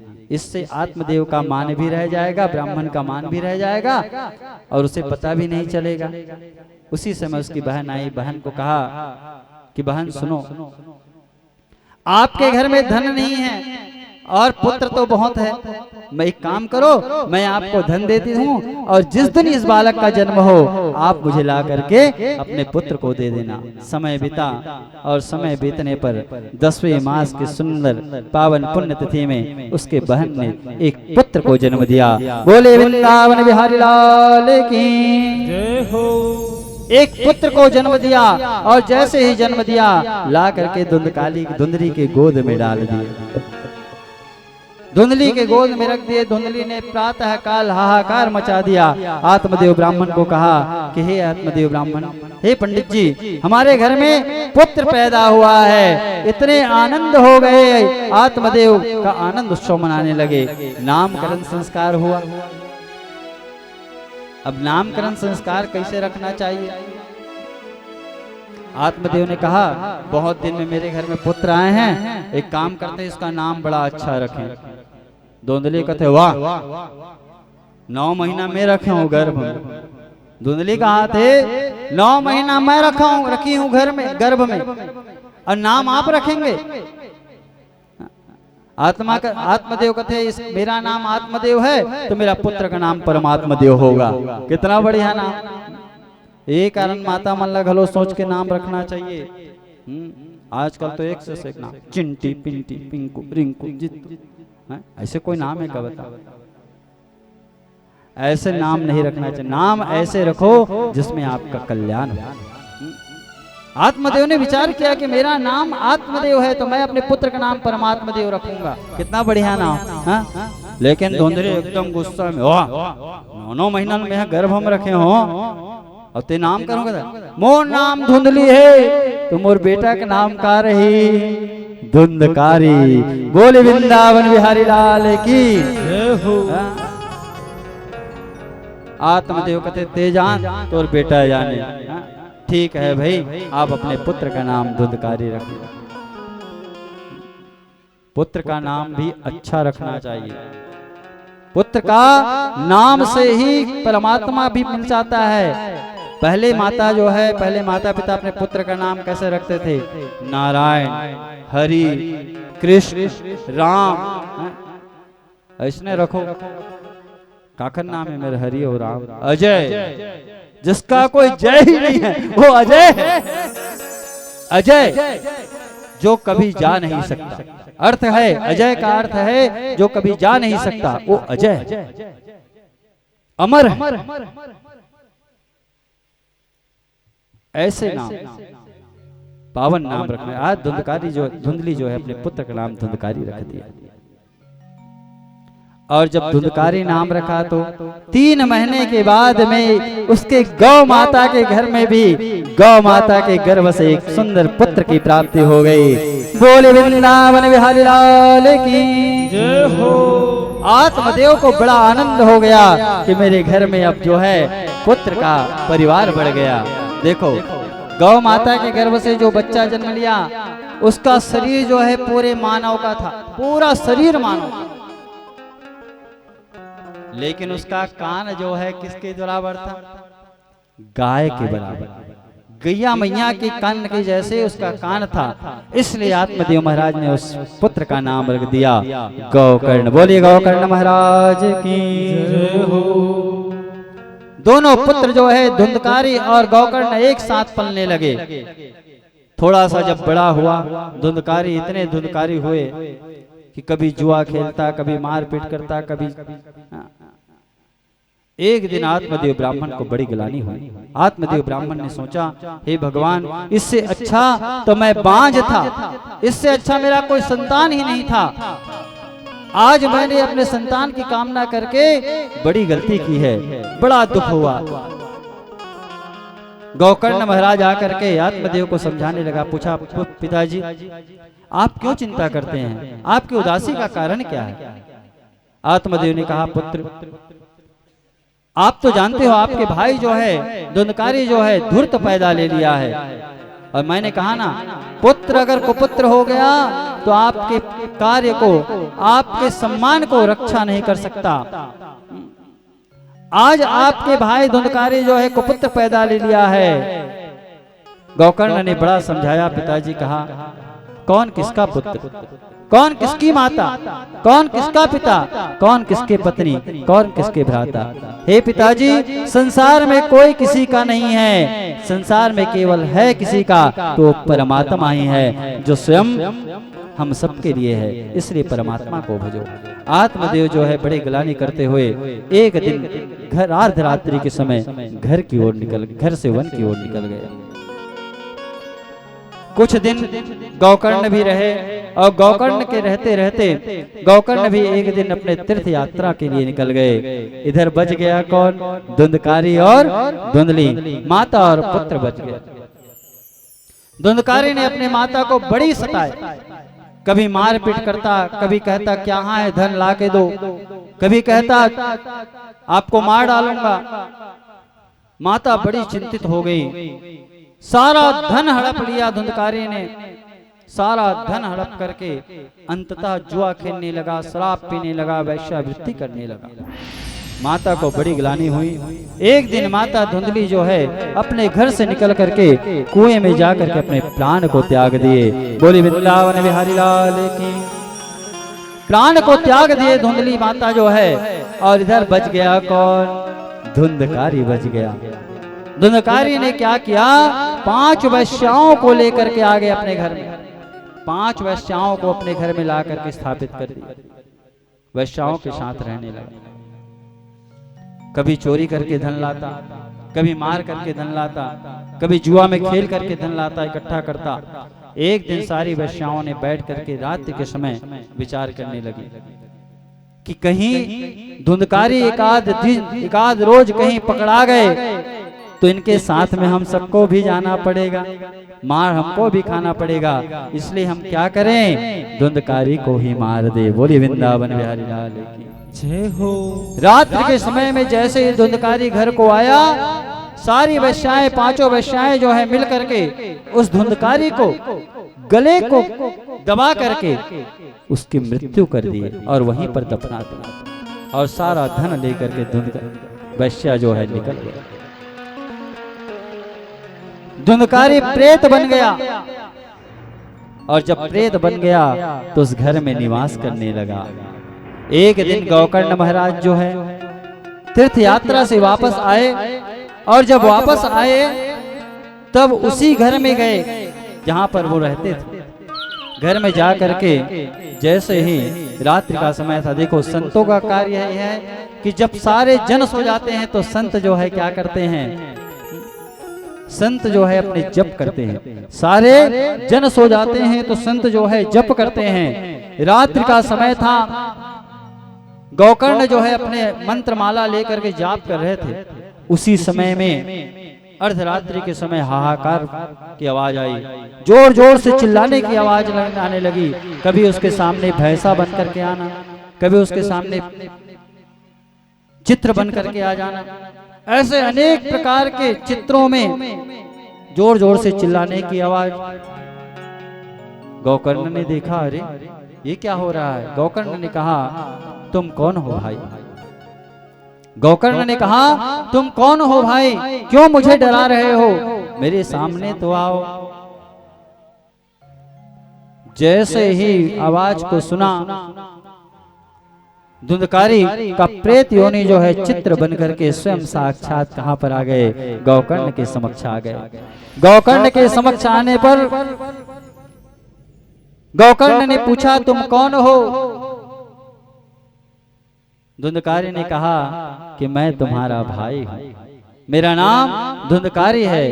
हे भाई, मैं प्रेत बन गया हूं और मुझे प्रेत योनि से मुक्त करो। गोकर्ण ने कहा, भाई मैं तो सुना था कि तुम्हारी मृत्यु हो गई है, और जब मैंने सुना था तो आपका हर तीर्थों में मैंने पिंडदान किया है, हर तीर्थों में मैंने पिंडदान किया है, गया श्राद्ध किया है, लेकिन फिर भी तुम प्रेत बन करके पड़े हो। धुंधकारी ने कहा, हे भाई, हे गोकर्ण, मैंने ऐसा ही पाप कर्म किया है, आप एक नहीं 21 बार भी गया श्राद्ध कर लोगे तो भी मैं इस प्रेत योनि से मुक्त होने वाला। बताओ, ऐसा मैंने पाप कर्म किया है जो 21 बार भी आप गया श्राद्ध कर लोगे तो फिर मैं मुक्त होने वाला नहीं हूं। गोकर्ण ने कहा, ठीक है भाई, अभी आप शांत हो जाओ, प्रातः काल होते ही मैं आपके लिए कुछ उपाय करूंगा। प्रातः काल हुआ, सारे समस्त जन को आमंत्रित किया और रात्रि का जितने भी दृष्टांत थे सबको गोकर्ण जी बता गए। गोकर्ण जी ने कहा, सनत कुमारों ने कहा, यही कथा गोकर्ण जी जो है श्रीमद् भागवत कथा का क्या किया, प्रतिष्ठा किया। आज जैसे आप भागवत प्रतिष्ठा कर रहे हैं, यही श्रीमद् भागवत के लिए सुंदर पांडाल बनाए, अनेक प्रकार के सारे सज्जन वृंद समस्त ग्रामवासी को आमंत्रित किया। और उसी समय देखो, प्रेत तो आकर के बैठ नहीं सकता, प्रेत आकर के बैठता है क्या, बताओ। उसी समय गोकर्ण ने क्या किया, एक सुंदर आसन लगाया। और आसन कैसे लगाया, एक बांस की ग्रंथि ली। प्रेत जो है जमीन में बैठता नहीं, इसलिए वहीं पर बांस का बगीचा था और गोकर्ण ने सुंदर बांस मंगवाया और बांस को सप्त ग्रंथि में कटवा करके सप्त ग्रंथि बांस लगा दिया और अपने भाई धुंधकारी को कहा, हे भाई धुंधकारी, इस बांस की ग्रंथि में आकर के विराजमान हो जाइए।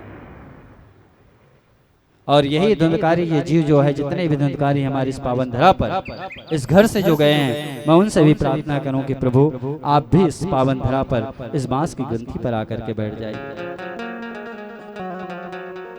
7 दिवस तक आप कथा श्रवण करिए और मुक्त हो जाइए संसार से।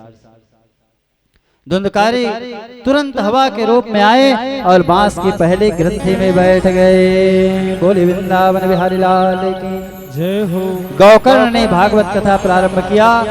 एक दिन की कथा में पहले ग्रंथि टूटी। देखो, पहले बांस की ग्रंथि टूटी, तड़तड़ तड़तड़ आवाज आया।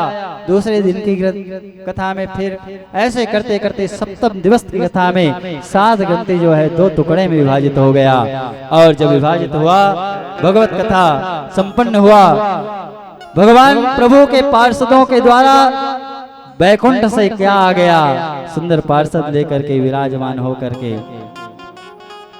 विमान लेकर के आ गए। और विमान लेकर के आए, आकर के पार्षदों ने कहा, हे धुंधकारी, तुमने भगवत कथा सुनी है और तुम भगवत कथा सुनी इसलिए तुम्हें प्रभु के धाम जाना है। सारे जन देख रहे थे, सारे ग्रामवासी देख रहे थे, सब खड़े हो गए गोकर्ण के पास। कहा, प्रभु क्या धुंधकारी ने ही कथा सुनी क्या, बताओ। कथा तो हम सब ने सुनी, कथा हम सब ने सुनी है, केवल धुंधकारी के लिए ही विमान आया, ऐसा क्यों? तो इसलिए मैया, भगवत कथा ऐसी है कि आप जब आ गए तो पूरे सब जितने समय तक भगवत कथा चलती है उतने देर तक भगवत कथा सुनना चाहिए। ऐसा नहीं कि बार बार ध्यान घर की ओर हैं, आधा ध्यान महाराज तरफ, आधा तरफ ध्यान घर तरफ हैं, बछरूल बांधे लागी, गाल दिखे लागी हैं, फलाना बाबू आगे भाग दे लागी, ये नहीं। आप अपने मन को इसलिए लगाओ इसमें। इसलिए तो कहा गया है कि 3 चीज है कथा श्रवण करने का। पहले आपका मन को कथा में लगाओ, दूसरा अपना नेत्र कथा में लगाओ, और तीसरा अपना कान को कथा में लगाओ। इसलिए तो 3 श्रोता है, एक श्रोता, दूसरा श्रोता और तीसरा सोता। हाँ है भी नहीं। एक जन कथा माते 3 घंटा नींद कैसे पूरा होता पता नहीं चले। बोला कथा सोता और श्रोता 15 दिन पहले घलो भागवत हो इसका दर्दी पारा में वो महाराज ऐसे कटर कटर सरोतासन काटत रही बीच में, बस वही चलत रही होकर काम। और तीसरा होता है श्रोता। तो श्रोता ऐसे बन करके आना मेरी मैया कि आप भगवत कथा सुनो। मैं इतनी गारंटी के साथ कह सकता हूँ ये भगवत कथा ऐसी है कि आप निश्चित रूप से ये भगवत कथा में आने से आपका कल्याण होगा ही, ये कोई रोक नहीं सकता। ये भगवत की कथा है, ये भगवत कथा आप सबको संपूर्ण सुख प्रदान कर देने वाली है, ये कथा है। आज विमान आया भगवान धुंधकारी के लिए और प्रभु जो है पार्षद जो है लेकर के कहाँ गए, बैकुंठ को गए। सारे जन जो है भगवत कथा सुनी, सब ने निवेदन किया गौकर्ण से कि हे गौकर्ण जी हम सब ने कथा सुनी। गौकर्ण ने कहा कथा आपने सुनी तो हो, लेकिन आपका कान जो है कथा की ओर था नहीं, इसलिए आपको पुनः कथा सुनना होगा। यहीं से यही धुंधकारी की पावन गाथा आज गौकर्ण की पावन प्राख्यान आप सबको समर्पित हुआ। बोले वृंदावन बिहारी लाल की जय हो। जय जय श्री राधे।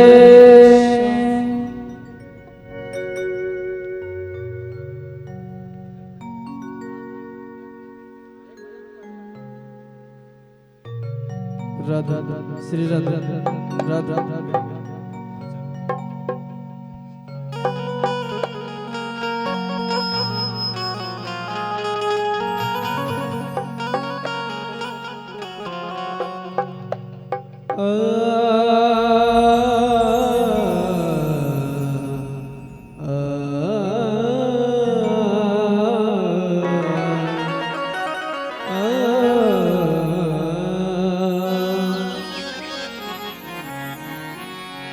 तू भजले कान्हा प्रभु का नाम,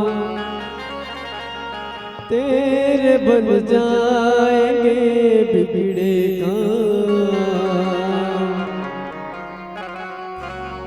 तू भजले कान्हा प्रभु का नाम, तेरे बन जाएंगे बिगड़े काम, तेरे बन जाएंगे बिगड़े काम।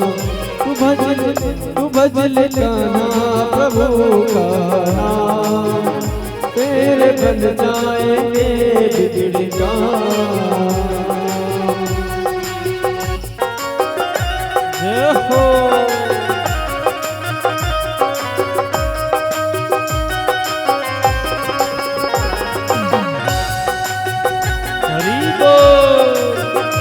जय हो।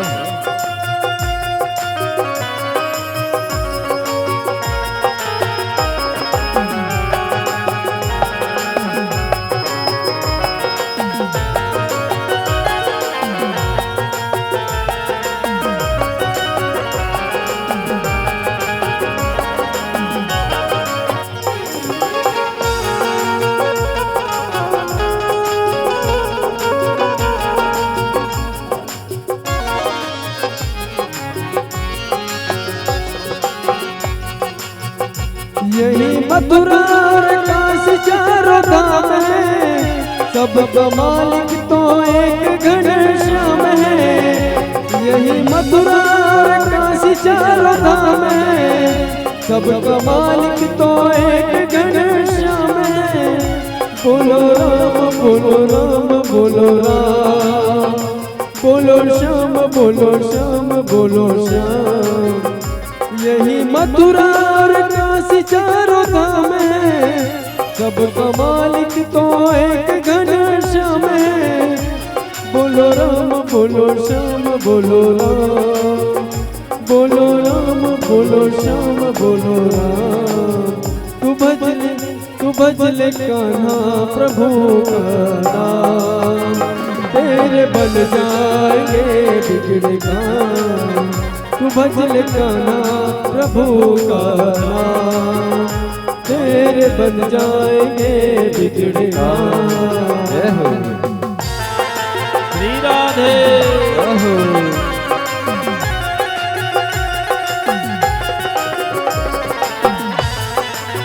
क्या बात है।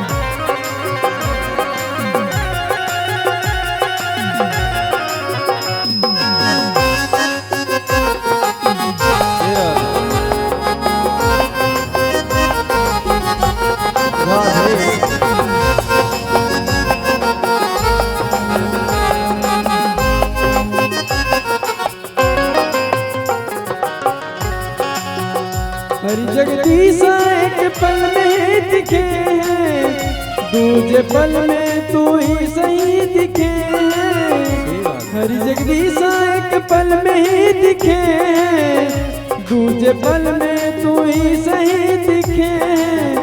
बोलो राम बोलो श्याम बोलो राम, बोलो राम बोलो श्याम बोलो राम।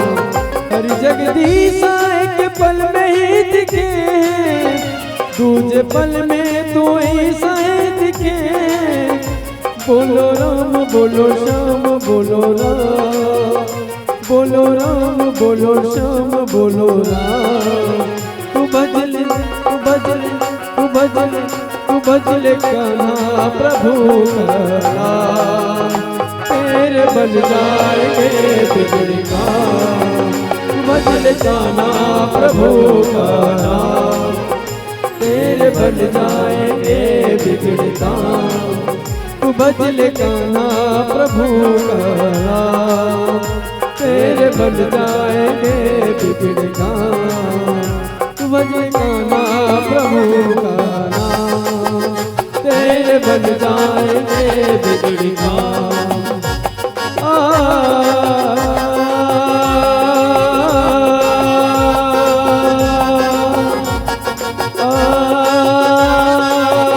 सभी आ जाएंगे।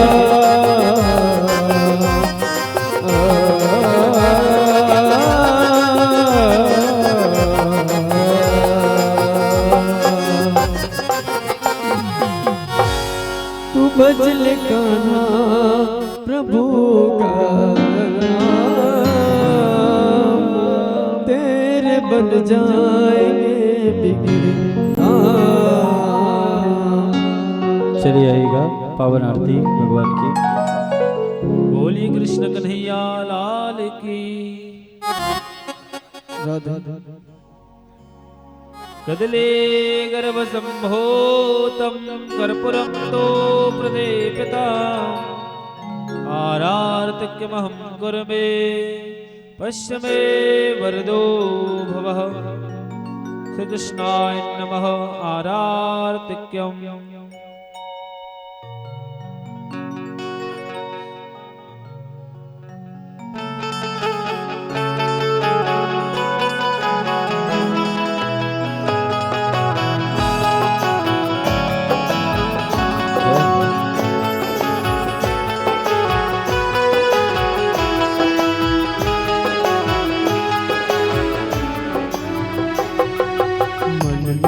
बसा कर तेरी मूर्ति, मन में बसा कर तेरी मूर्ति। उतारो मैं गिरधर तेरी आरती, उतारो मैं गिरधर तेरी आरती। मन में बसा कर तेरी मूर्ति, मन में बसा कर तेरी मूर्ति।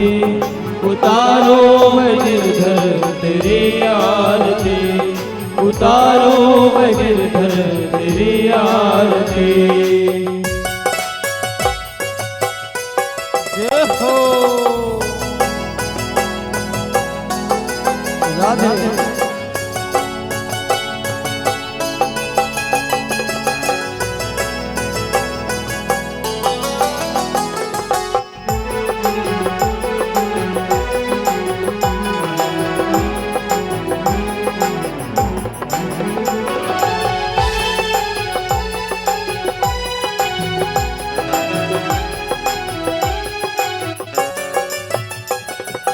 करुणा करो कष्ट हरो ज्ञान दो भगवन।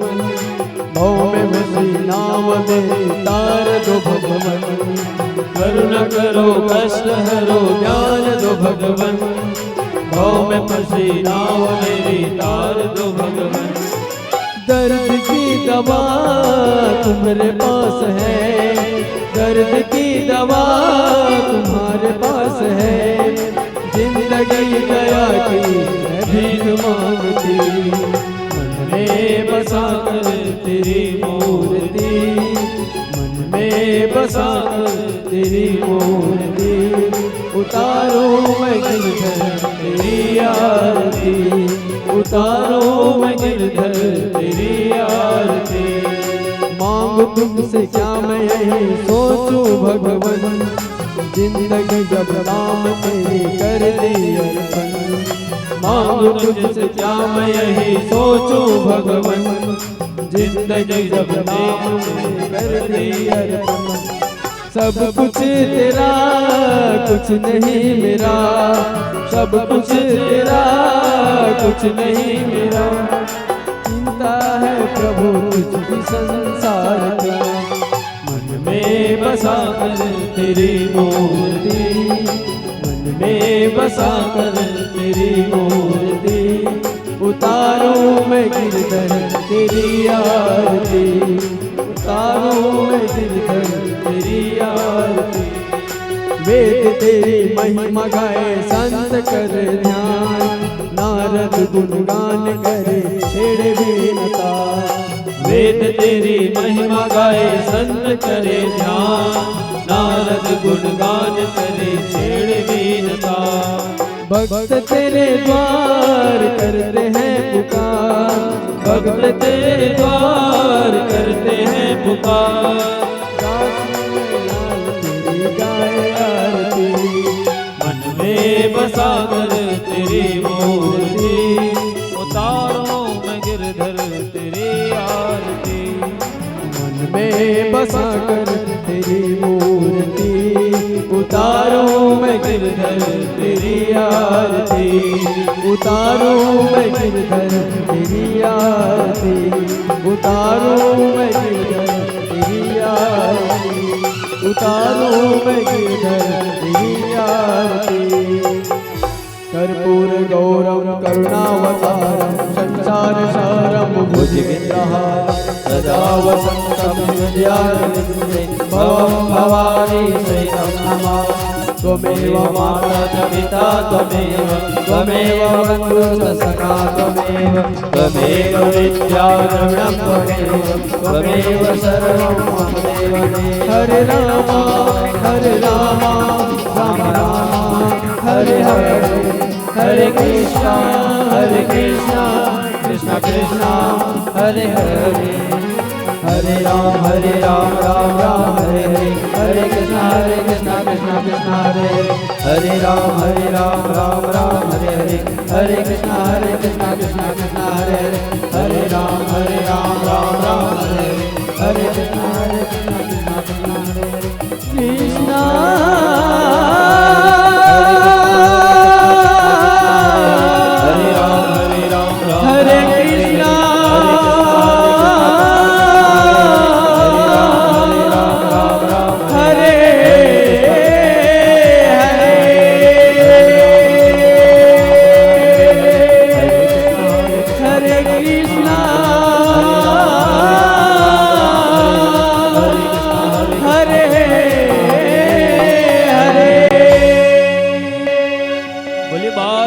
भगवान की परिक्रमा करिए। ओम यानि कानि च पापानि जन्मान्तर्गतानि च तानि तानि नमस्यन्तु प्रदक्षिणायां पदे पदे। जे तीर्थानि प्रचरन्ते सिकाहस्तानि खङ्गिनः ते खाङ्गं सहस्रयोजनेव धन्वानि तन्मसेः। श्री पुराण पुरुषोत्तमाय नमः, भागवत महापुराणाय नमः।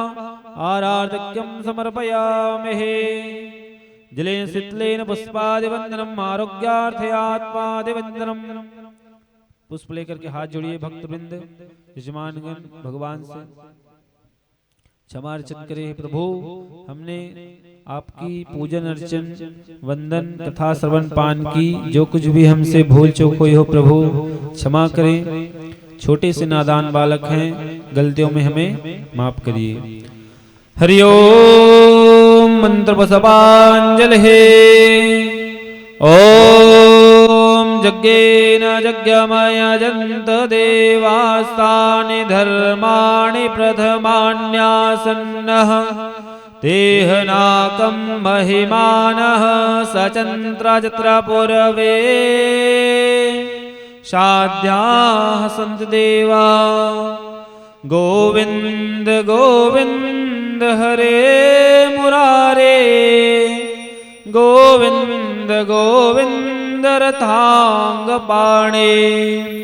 गोविंद गोविंद मुकुंद माधव गोविंद गोविंद नमो नमस्ते गोविंद गोविंद नमो नमस्ते। मेरा मुझ में कुछ नहीं जो कुछ है प्रभु तोर, तेरा तुझको सौंपता स्वामी जी क्या लागत है मोर। नाना सुगंध पुष्पाणि यथा कालत भवानि च पुष्पांजलिर्मया दत्ता गृहाणां परमेश्वरः गृहाणां जगदीश्वरः मन्त्रपुष्पांजलि समर्पयामि। बोले प्राण पुरुषोत्तम भगवान की जय, भक्त वत्सल भगवान की जय।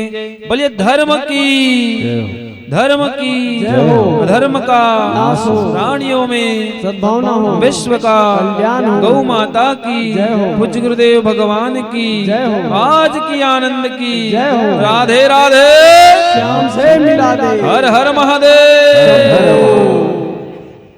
सर्वे भवन्तु सुखिनः, सर्वे सन्तु निरामया, सर्वे भद्राणि पश्यन्तु मा कश्चित् दुःखभाग् भवेत्।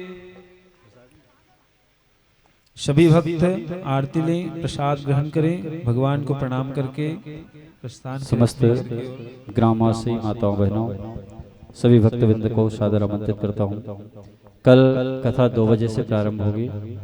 कल से नित्यपति सप्तम दिवस तक श्रीमद् भगवत कथा 2 बजे प्रारंभ होगी और हरि अनंत हरि कथा अनंत जितने समय तक हो हरि इच्छा के अनुसार चलेंगे। तो आप सबको मैं सादर आमंत्रित करता हूं कि आप सब जो हैं 2 बजे के पूर्व ही पहुंच जाएं और व्यास जी के आने से पूर्व अगर आप पहुंचेंगे तो बड़ी धन्यता होगी, क्योंकि आप सबका आगमन परमात्मा की कृपा आप सबके ऊपर बनी रहे इसी भावनाओं के साथ। और दूसरी बात, प्रतिदिन संध्या काल के समय आप अपने दरवाजा पर सुंदर चौक लगा करके दीपक जरूर जला लें। और दीपक जलाकर ही केवल इतना ही कहना भागवत के माध्यम से कि हे लक्ष्मी नारायण भगवान आप मेरे घर में विराजमान हो जाइए। कृपा इतनी करेंगे भगवान, आप सबको धन धान्य पुत्र पौत्र से सदैव भरा भंडार रहेगा। तो आप सभी समस्त ग्रामवासी माताओं बहनों से भी निवेदन है कि आप सब जो है अपने घर में दीपक संध्या बेला जरूर लगाएं और लक्ष्मी नारायण को आमंत्रित करें। बोले वृंदावन बिहारी लाल की जय। जय श्री राधे।